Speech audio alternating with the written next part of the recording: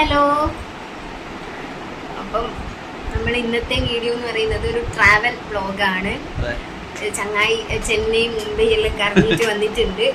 അപ്പം ഞാൻ പറഞ്ഞ് ഒരു ദിവസം ചെന്നൈയിലുണ്ടാവും, ഒരു ദിവസം മുംബൈയിലുണ്ടാവും, പിന്നെ വീണ്ടും ചെന്നൈയിലുണ്ടാവും. ഫുള്ള് കറക്കം. അപ്പൊ അതുകൊണ്ട് പറഞ്ഞ് നീ കുറച്ച് ഞാൻ കറങ്ങുമ്പോ നീ വീട്ടിലിരുന്നില്ല, അപ്പൊ നിന്നെയും കൂട്ടി കറങ്ങാൻ പോകാൻ ഒറ്റക്ക് കറങ്ങുമ്പോൾ ബോറടിക്കുന്നത്. അതുകൊണ്ട് ഇപ്പൊ കൊച്ചിയിലേക്ക് പോകാനുണ്ട്, എറണാകുളത്തേക്ക് യെല്ലോ ഫീവർ വാക്സിനേഷൻ ചെയ്യാൻ വേണ്ടിയിട്ട് ഷിപ്പിലേക്ക് ജോയിൻ ചെയ്യുമ്പോൾ അതിനുള്ള ഡോക്യുമെൻറ്റ്സ് ഒക്കെ വേണം. അപ്പോൾ ഓൾറെഡി എൻ്റെ ഡോക്യുമെൻറ്റ്സ് എക്സ്പയറി ആയി മാർച്ചിൽ. സോ കമ്പനി ചോദിച്ചിട്ടുണ്ട്, അപ്പോൾ വാക്സിനേഷൻ ചെയ്യണമെന്ന് പറഞ്ഞിട്ടുണ്ട്.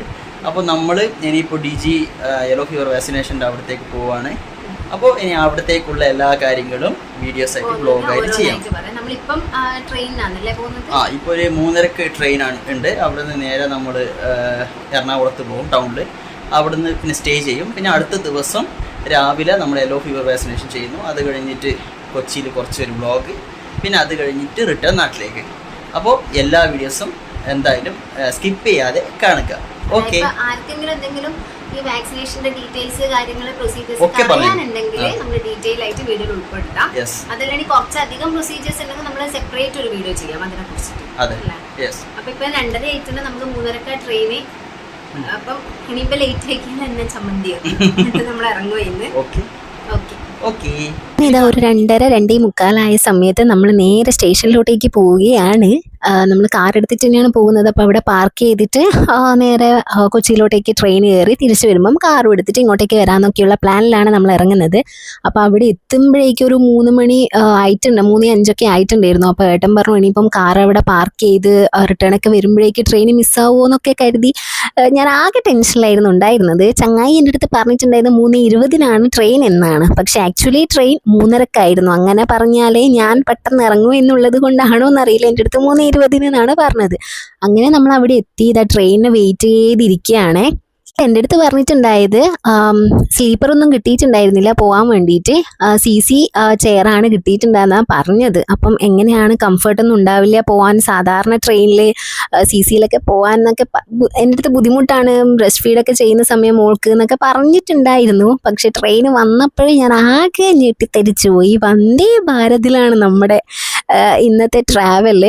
അപ്പോൾ വന്ദേ ഭാരത് ഞാൻ ഇന്നേ വരെ നേരിട്ട് കണ്ടിട്ട് പോലുമില്ല. അപ്പോൾ ഫസ്റ്റ് ടൈം കാണുമ്പോൾ തന്നെ അതിൽ ട്രാവൽ ചെയ്യാൻ പറ്റുന്നത് എനിക്ക് നല്ലതായിട്ട് തോന്നി.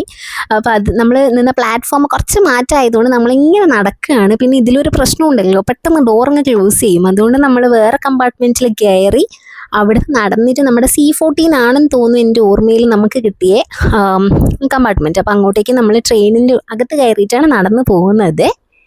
ഞാൻ അറിഞ്ഞിട്ടേ ഉണ്ടായിരുന്നില്ല സത്യം പറഞ്ഞു കഴിഞ്ഞാൽ വന്ദേ ഭാരതാണ് ബുക്ക് ചെയ്തിട്ടുണ്ടായിരുന്നത് എന്നുള്ളത്. എനിക്ക് സർപ്രൈസ് എന്ന രീതിയിലാണ് ഈ ഒരു ട്രാവൽ ഒരുക്കിയിട്ടുണ്ടായത് ഏട്ടൻ.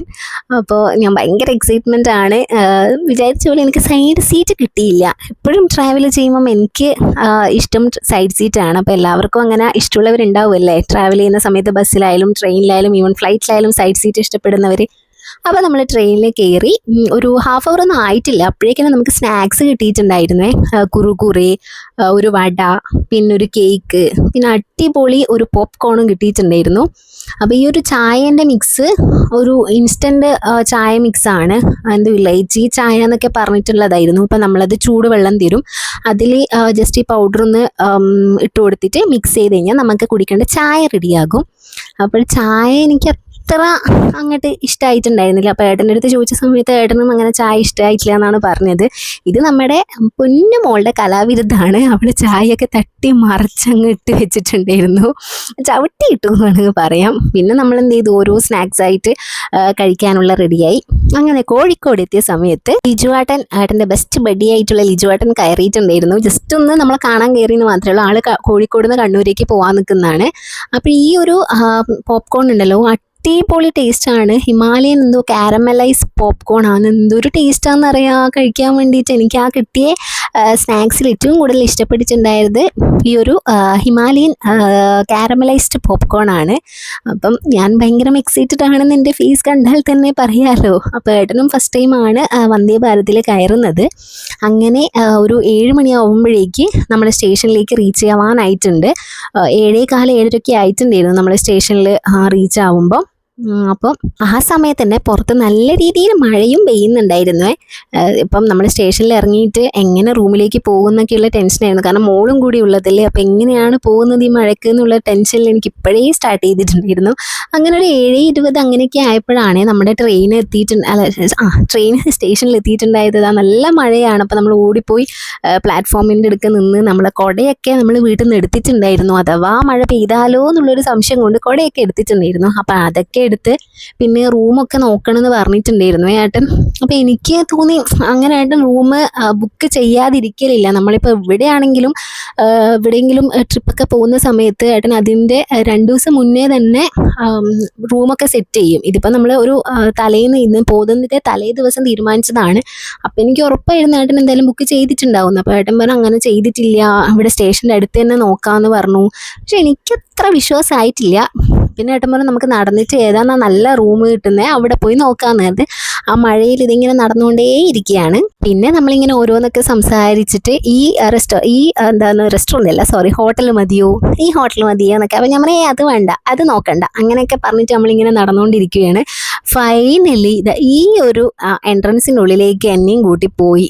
എന്നിട്ട് എൻ്റെ അടുത്ത് പെട്ടെന്ന് പറയുന്നത് ഇതാണ് നമ്മൾ സ്റ്റേ ചെയ്യാൻ പോകുന്ന 2 ദിവസത്തേക്ക് സ്റ്റേ ചെയ്യാൻ പോകുന്ന റൂം എന്നുള്ളത്. ശരിക്കും പറഞ്ഞാൽ ഞാൻ ഭയങ്കരമായിട്ട് എക്സൈറ്റഡ് ആയിട്ടുണ്ടായിരുന്നു. കാരണം ഇങ്ങനത്തെ റൂമാണെന്ന് ഞാൻ പ്രതീക്ഷിച്ചിട്ടേ ഉണ്ടായിരുന്നില്ല. അപ്പോൾ ഇതും എനിക്കൊരു സർപ്രൈസാണ്. ഇതിൽ താമസിക്കാം, ഇവിടെ ഹോട്ടലിൽ താമസിക്കാം എന്ന് പറഞ്ഞു. അപ്പം നല്ല അടിപൊളി നല്ല വൈബൊക്കെ ഉള്ളൊരു പ്ലേസ് ആയിരുന്നു. അപ്പം ഞാനും ഏട്ടനൊക്കെ ഭയങ്കര റിലാക്സ്ഡ് ആയിരുന്നു. മോള് പിന്നെ ഇങ്ങനെ ഒരേ കളിയാണ്. അപ്പോൾ ഇവിടെ നമ്മൾ എത്തുന്നത് വരെ, ഈ ഹോട്ടലിൽ നമ്മൾ എൻട്രി ചെയ്യുന്നത് വരെ നമ്മൾ ഭയങ്കര ട്രിപ്പ് മോഡിലായിരുന്നു ഉണ്ടായിരുന്നത്. മൈൻഡൊക്കെ നല്ല റിലാക്സ് ഒക്കെ ആയിട്ടാണ് പോയത് ഈ ഹോട്ടൽ എൻട്രി ചെയ്യുന്നത് വരെ. അതിനുശേഷം കാര്യങ്ങളൊക്കെ മാറി മറിഞ്ഞു. നമ്മുടെ ട്രിപ്പൊക്കെ അട്ടേർലി ഫ്ലോപ്പായി. എന്താണ് ഒരു വലിയ റീസൺ ഉണ്ട് അതിനെന്തുകൊണ്ടാണ് നമ്മുടെ ട്രിപ്പൊക്കെ അലങ്കോലായി. നമ്മൾ വിചാരിച്ച പോലെ ഒന്നും കാര്യങ്ങൾ നടന്നിട്ടില്ല. ഫുള്ള് ടെൻഷൻ, അതുപോലെ എന്താ പറയുക, മാനസിക സംഘർഷങ്ങളിലൂടെയൊക്കെയാണ് നമ്മൾ കടന്നു പോയിക്കൊണ്ടിരുന്നത് ആ ഒരു സമയം തൊട്ടിട്ട്. അപ്പം നമ്മൾ അതെന്താണെന്നുള്ള കാര്യം ഞാൻ പറയാം. അപ്പോൾ നമ്മൾ എടുത്ത റൂം അടിപൊളി, നല്ല ഡ്രസ്സും കാര്യങ്ങളൊക്കെ വെക്കാൻ നല്ല വാർഡ്രോബും ഒക്കെ ഫെസിലിറ്റീസൊക്കെയുള്ള നല്ലൊരു റൂമായിരുന്നു. പക്ഷെ എന്താ പറയുക ഗൈസ്, ആ റൂമിൽ അധിക സമയം താമസിക്കാനുള്ള ഭാഗ്യം നമുക്ക് ഉണ്ടായിട്ടില്ല എന്ന് പറയാൻ പറ്റും.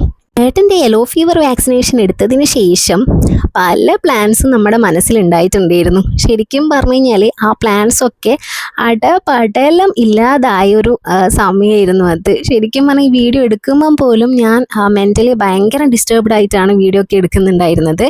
അപ്പോൾ അതെന്താണ് കാര്യം എന്നുള്ളതൊക്കെ അറിയണ്ടേ നിങ്ങൾക്ക്? എങ്ങനെയാണ് നമ്മുടെ ട്രിപ്പ് ഫ്ലോപ്പ് ആയിട്ടുള്ളത്, അതിൻ്റെ കാരണം എന്തൊക്കെയാണെന്നുള്ളത് അത് ഈ വീഡിയോയുടെ നെക്സ്റ്റ് പാർട്ടിൽ പറയാം. അത്ര വരെ ബൈ, താങ്ക് യു.